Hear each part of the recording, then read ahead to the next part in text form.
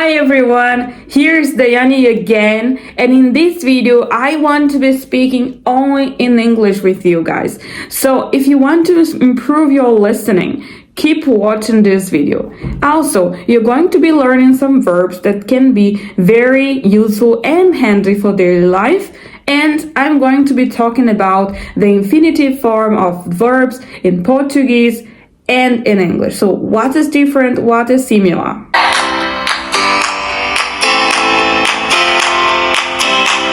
In this video, I'm trying to speak a little bit slower than I normally do in daily life, so you can understand it better. But if you think that's not enough, you can always use the speed button from YouTube, and there you can adjust the speed that you want. So you can slow it down, make it a little bit faster. Just make it as it is good for you.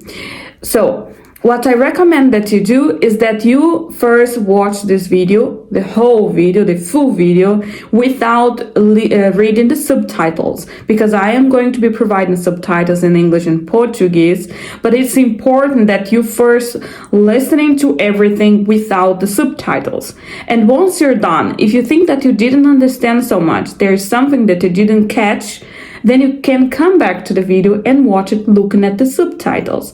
And I recommend you to do like this, because otherwise it could be that you do not get the most value out of this video, since in this video I want you to train your listening comprehension. Let's start with what is a verb. I know that all of us studied that in school, but maybe you forgot what it is. So verb is a class of words, and verbs are words that indicate action or phenomenon. So, if we want to make it even simpler to understand, verbs are words that we can conjugate. For example, to sing in Portuguese is cantar, and we can conjugate cantar in the present as eu canto, tu cantas, ele canta, and so on. So cantar is a action, and so it's a verb.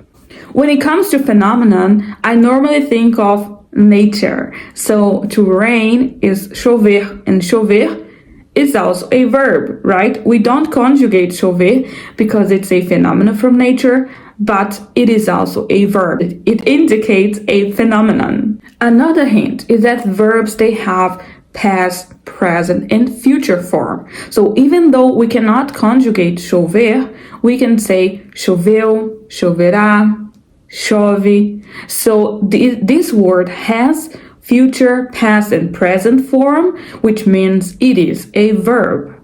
So let's have a closer look at 4 verbs in English, their correspondent in Portuguese, and what is the infinitive forms of all of them in Portuguese and in English.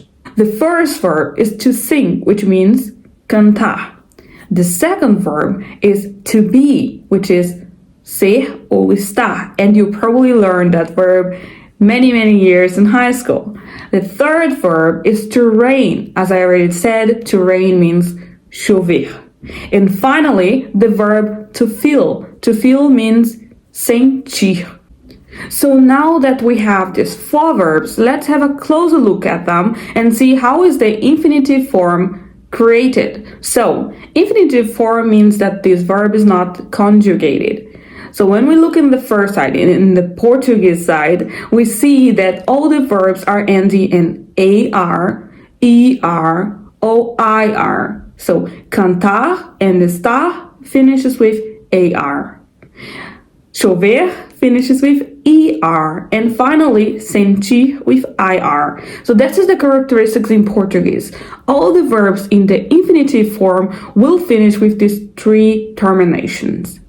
On the same side, or actually just compare it in English, when we look at the English side, what we see right away is that all the verbs in the infinitive forms start with to. Actually, we have to plus the verb itself. And that's it. Simple like this. So if you want the verb to be in the infinitive form in German, you just have to add the to in front of the verb. And of course, the verb should not be conjugated.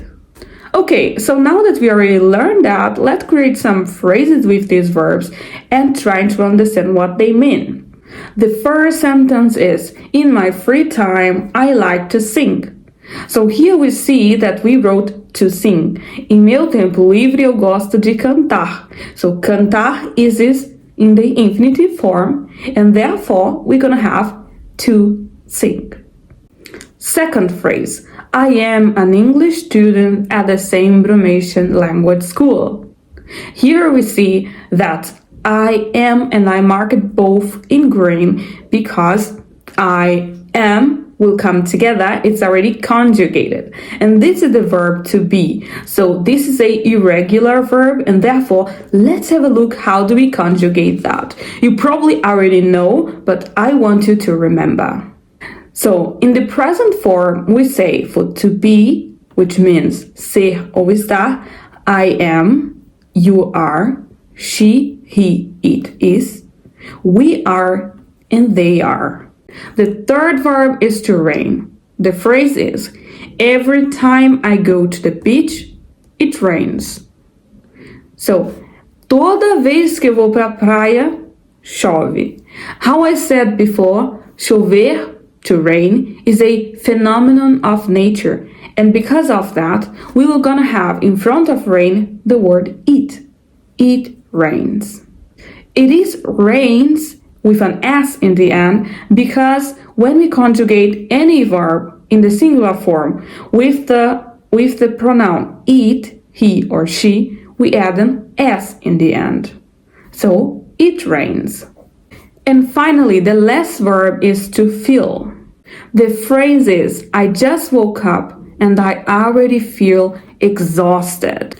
In Portuguese, the verb sentir is reflexive, which means that we need another particle, like a small part, before the verb itself. So we say me sentir, te sentir, nos sentir. But in English, it's not a reflexive verb, which means that this particle, we can just ignore it while translated on English. So that's why me sentir in English, it's gonna be I feel.